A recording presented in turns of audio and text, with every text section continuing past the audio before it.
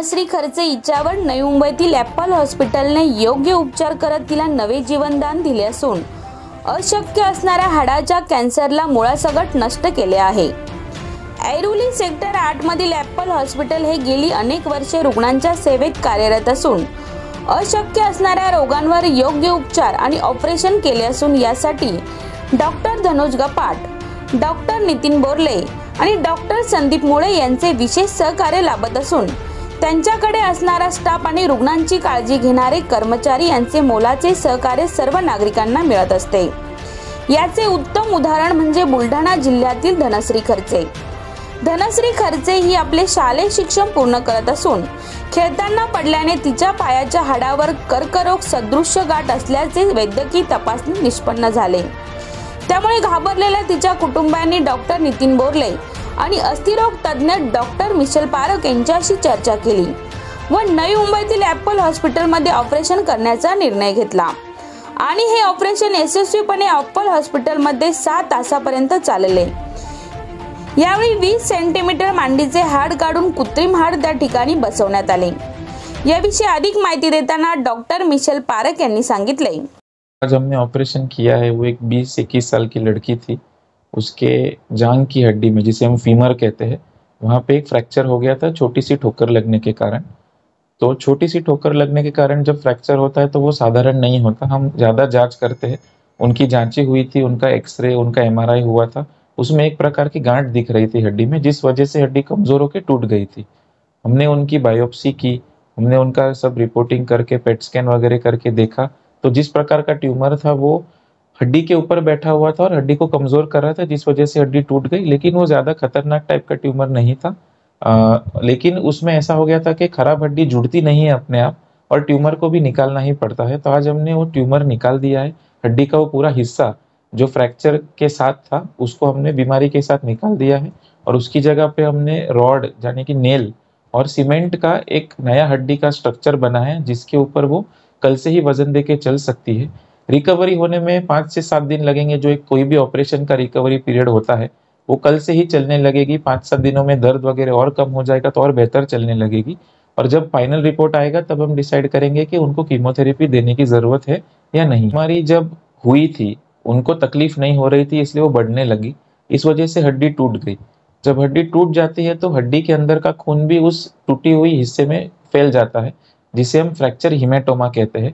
तो ये बीमारी और खून की गांठ अगर मिक्स हो जाती है तो बीमारी भी उसमें चली जाती है और वो जगह बड़ी हो जाती है।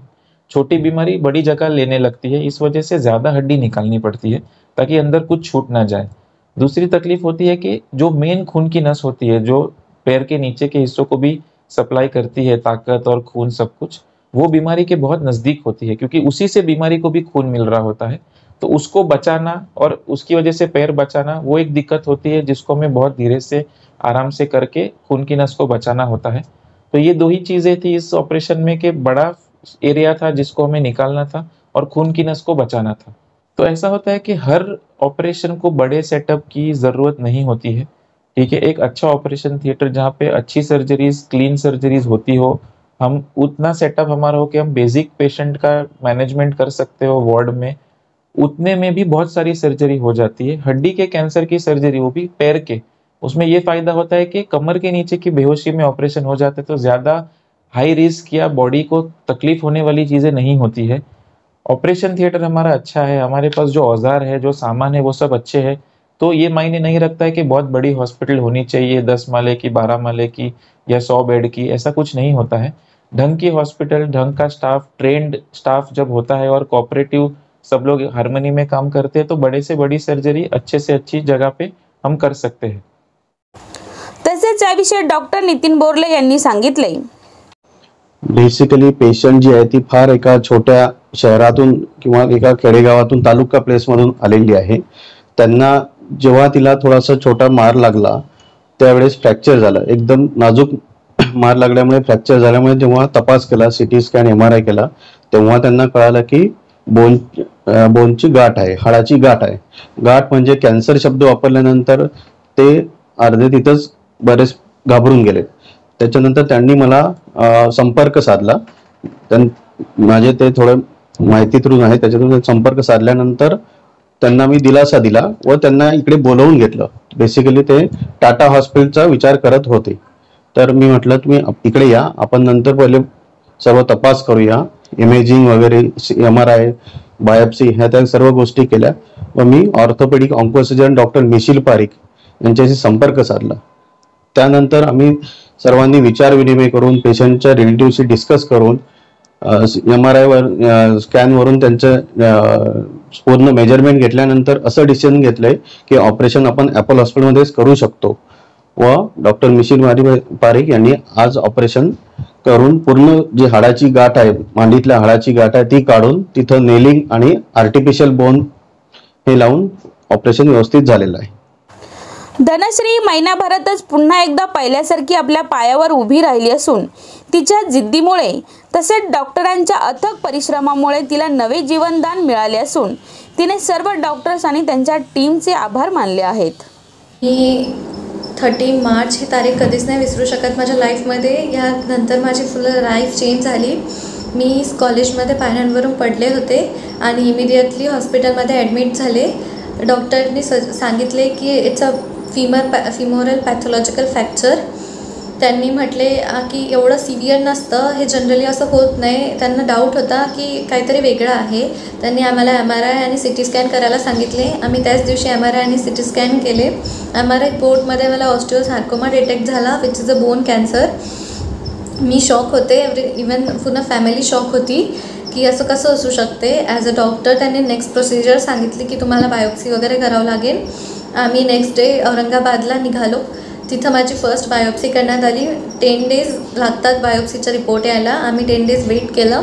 10 डेज नंतर रिपोर्ट आले. रिपोर्ट निगेटिव्ह होते.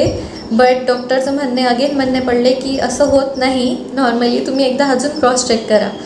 सो माझ्या पप्पांच्या फ्रेंड सर्कलने सजेस्ट केलं आपण एकदा मुंबईला दाखवून बघू. सो आम्ही नेक्स्ट डे मुंबईला शिफ्ट झालो. तिथं मी नवी मुंबईमध्ये ॲपल हॉस्पिटलमध्ये ॲडमिट झाले. तिथले डॉक्टर नितीन बोरले सर यांनी माझे रिपोर्ट्स त्यांच्या फ्रेंडला डॉक्टर मिशिल पारिक सरला फॉरवर्ड केले. त्यांनी स्टडी करून माझी त्याच दिवशी बायोप्सी केली, सेकंड बायोप्सी केली आणि अगेन आम्ही 10 डेज होल्ड केलं. ह्या 10 डेज थोडेसे डिफिकल्ट होते माझ्यासाठी कारण की नेक्स्ट प्रोसिजर माहीत नव्हती. But I was ready to face it and माझ्या फॅमिलीचा मला खूप चांगला सपोर्ट राहिला. आणि मग 10 days the wait was over. माझे रिपोर्ट्स आले आणि कोइन्सिडन्सली ते पण निगेटिव्ह आले. सो मी खुश होती. डॉक्टर बोलले आता आपण ऑपरेट करू शकतो. 28 एप्रिल जवळपास 1 महिना झाला माझे ऑपरेशन करण्यात आले. माझे ऑपरेशन 8 तास चालले आणि सक्सेसफुल राहिले. आफ्टर अ डे मी थोडी वीक होती बट नेक्स्ट डे मला डॉक्टर भेटायला आले. माझे सूचर्स चेक केले, माझी ड्रेसिंग केली आणि मला उभं केलं आणि रेग्युलर इंटरवलमध्ये मला भेटायला आले डॉक्टर. त्यांनी मला मोटिवेट करत राहिले मध्ये मध्ये. ऑपरेशननंतर मी काही दिवस हॉस्पिटलमध्ये ॲडमिट होते. स्टाफनी तिथल्या सगळ्या सिस्टर्सनी माझी खूप चांगली केअर केली आणि आता मिशिल सरांनी काही डाऊट सोडला नव्हता. त्यांनी माझं पूर्ण बोन ग्राफ्ट केलं, टायटेनियमचा रॉड इन्सर्ट केला आणि सिमेंटनी कंप्लीट केलं आणि जो पोर्शन ट्यूमर निघाला होता त्याची पण 3rd बायोप्सी करण्यात आली आणि त्याचे पण रिपोर्ट्स निगेटिव्ह आले. So now I am out of danger आणि आता मी माझे ड्रीम्स वगैरे पूर्ण करू शकते. डॉक्टर्स म्हणजे all the doctors who treated me are really inspiring, motivating. they all helped me. They are all kind and everyone was very nice. Thank you.